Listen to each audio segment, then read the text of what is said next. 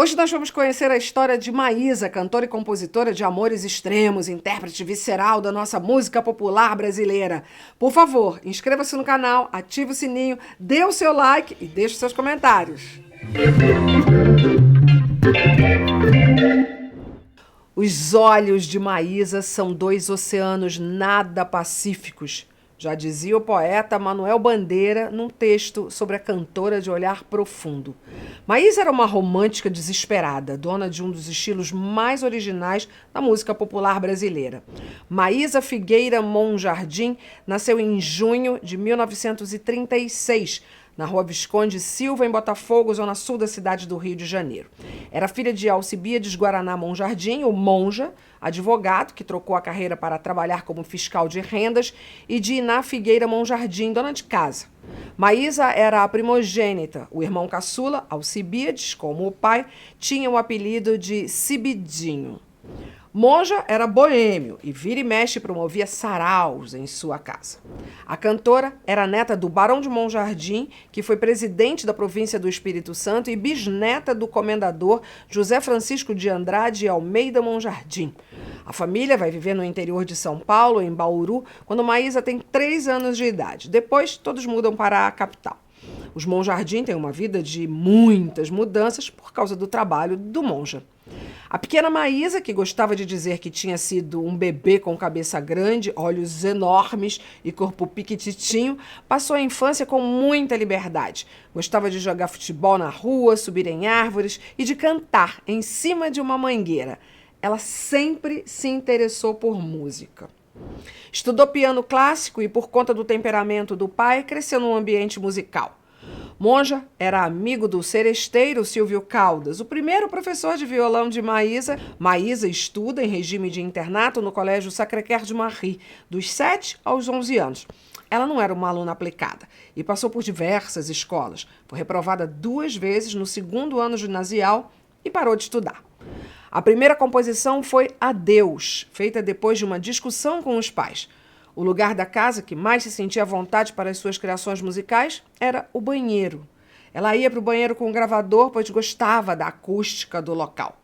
Maísa, na adolescência, além de compor, gostava de escrever em diários e de cinema. Em 1955, ela casa com André Matarazzo, empresário da alta sociedade paulistana, altíssima, quase 20 anos mais velho. O casamento foi na Catedral da Sé, com direito a uma grandiosa festa e lua de mel na Europa.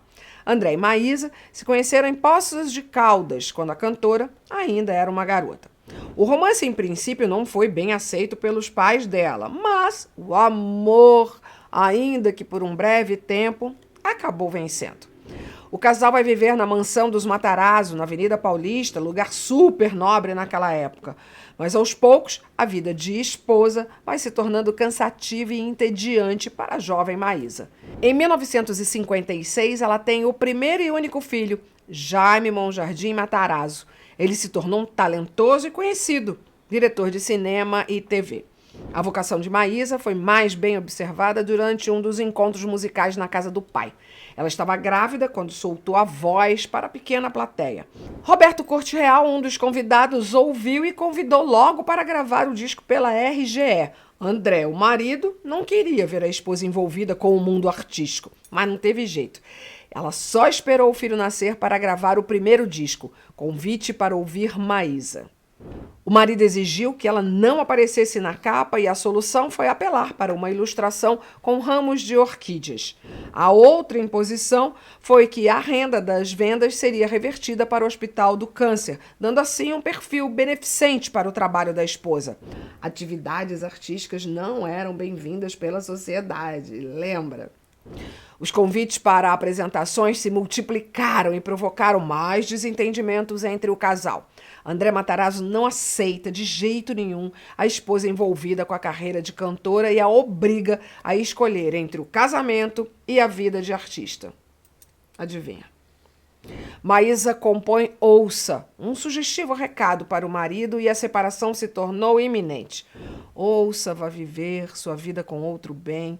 Hoje eu já cansei de para você não ser ninguém. O passado não foi o bastante para lhe convencer que o futuro seria bem grande só eu e você. A gravação é um sucesso e Maísa aceita o convite para estrear um programa na TV Rio. Ela separa e muda para o Rio de Janeiro. O filho fica em São Paulo com os avós maternos, mas depois mora com o pai até ir para um internato na Espanha. A primeira apresentação, um marco na carreira dela, foi no Clube 36, uma pequena boate no Rio de Janeiro.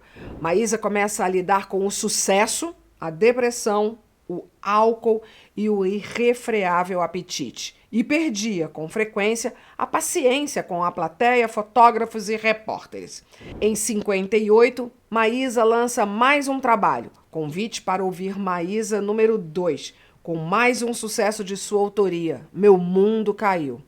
Aposto que você sabe cantar essa. Nesse mesmo ano, ela tenta o suicídio e sofre um acidente de carro. A letra é mais ou menos assim: meu mundo caiu e me fez ficar assim, você conseguiu e agora diz que tem pena de mim. Mais uma música de fossa e dor de cotovelo. Nesse mesmo ano, ela lança o álbum Convite para Ouvir Maísa, número 3. A cantora atraía os fãs com uma voz intimista e grave e uma interpretação demolidora. Ela se torna um dos grandes nomes do samba-canção, junto com Dolores Duran e Silvinha Telles. Em 1959, sai mais um álbum, Convite para Ouvir Maísa, número 4, com composições de Tom Jobim, Vinícius e Ari Barroso. Maísa era culta e muito bem informada. Apesar do pouco tempo nos estudos convencionais, ela falava fluentemente francês, inglês, espanhol e italiano, o que fez dela uma sensível intérprete de músicas estrangeiras, como a inesquecível Ne me quitte pas, do franco-belga Jacques Brel, uma das canções mais marcantes da carreira dela. Como eu cantei essa música na minha vida. Como eu cantei. Ne me quitte pas. A primeira turnê internacional foi no Uruguai e logo depois Maísa embarca para a Europa. Ela faz sucesso em Portugal com apresentações no Cassino Estoril, onde disse para a plateia que cantava porque era angustiada. E era mesmo.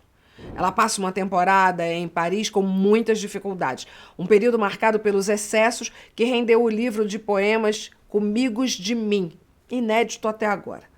Maísa volta ao Brasil em 1960 e lança Voltei, um trabalho que marca a transição para a bossa nova. Ela viaja para o Japão, é a primeira cantora brasileira a se apresentar na TV japonesa e segue depois para os Estados Unidos para fechar um contrato com a rede de televisão americana ABC, de onde traz o cachorrinho Talismã. Maísa volta para cumprir a agenda nos Estados Unidos e se ressente com o clima e a distância da família e amigos. Os contratos não são renovados. Um dos maiores problemas apontados era o gênio imprevisível da cantora.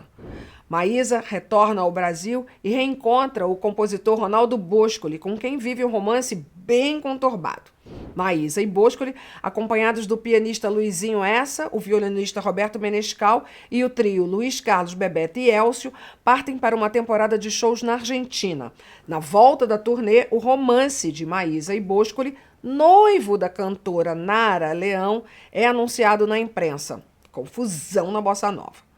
Maísa segue novamente para uma temporada em Portugal e recebe um convite para se apresentar no Olympia, em Paris. Foi um único e arrebatador show. Ela interpreta Ne me quitte pas e é aplaudida de pé, com a plateia pedindo a sua volta ao palco. Ela segue para Madrid para uma série de espetáculos na Boate Flórida, uma das mais prestigiadas na época, e assume o relacionamento com o empresário espanhol Miguel Azanza. O casal passa a viver na Espanha. É nesse período que o filho Jaime, depois da morte do pai, vai viver com a mãe, mas num colégio interno espanhol. Miguel estava num grupo que foi ao Cassino do Estoril, em Portugal, para me ouvir cantar. Miguel tinha vindo de Marrocos especialmente para me ver cantar, porque já conhecia meus discos. Queria confrontar a voz conhecida com a pessoa ainda desconhecida. Ele me chamou a atenção por ter sido o único do grupo a não se aproximar de mim para um autógrafo. Fui eu que, no final, me aproximei dele. Bem Maísa. Maísa lança em 1966 um trabalho comemorativo dos 10 anos de carreira e participa de festivais. E faz temporadas na Europa, América Latina e África, antes de voltar definitivamente para o Brasil. Maísa passa a viver em Copacabana e ganha uma temporada no Canecão, cobiçada casa de espetáculos da cidade. Ela entrava em cena com uma túnica marroquina toda bordada em dourado e em tons de azul e rosa, muita sensualidade e dor de cotovelo. O show rendeu o disco ao vivo Canecão apresenta Maísa, tido como um dos mais sofisticados e delicados de sua carreira. Ela adorou a experiência num espaço mais popular. Não quero fazer mais showzinhos para deleitar meia dúzia de bacanas. Vamos acabar com essa história de que só granfino tem direito de ouvir boa música. Quero cantar agora para todo mundo ver. Depois disso, ela faz também experiências na dramaturgia. Acho que atriz eu fui a vida inteira. Quem vive é ator.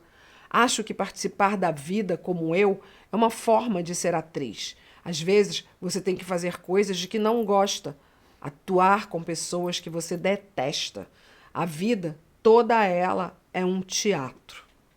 O casamento com um empresário espanhol é coisa do passado e Maísa começa um relacionamento com o ator Carlos Alberto, um homem que a compreendia, segundo ela. Maísa passa a dividir o tempo entre Maricá, região metropolitana do Rio, onde o casal vivia, e Copacabana. Em Maricá, ela se conecta com a natureza e se dedica à pintura e ao trabalho artesanal. Em 1974, lança o último disco de sua carreira, Maísa, produzido por Aloysio de Oliveira e lançado pela Odeon. No final de 1975, faz a última temporada de shows na Boate Igrejinha, em São Paulo. Num sábado de janeiro de 1977, no caminho para a casa da praia em Maricá, dirigindo sozinha na ponte Rio-Niterói, ela sofre um acidente de carro e morre a caminho do hospital. A escritora Clarice Lispector resume a vida e obra da cantora na seguinte frase: Maísa é um símbolo de ressurreição. Quem já se reergueu várias vezes das cinzas sabe como é, ao mesmo tempo, difícil e impossível a própria reconstrução. Maísa Monjardim Matarazzo é uma mulher admirável e essa é a vida dela. Você que está no canal já se inscreveu? Por favor, inscreva-se no meu canal, ativa o sininho para receber notificações, porque tem sempre material novo chegando e assim você pode ser avisada. E também faça o seu comentário. Já falei, eu sou daquelas que gosta de ler um comentário, de curtir, de responder. Por favor.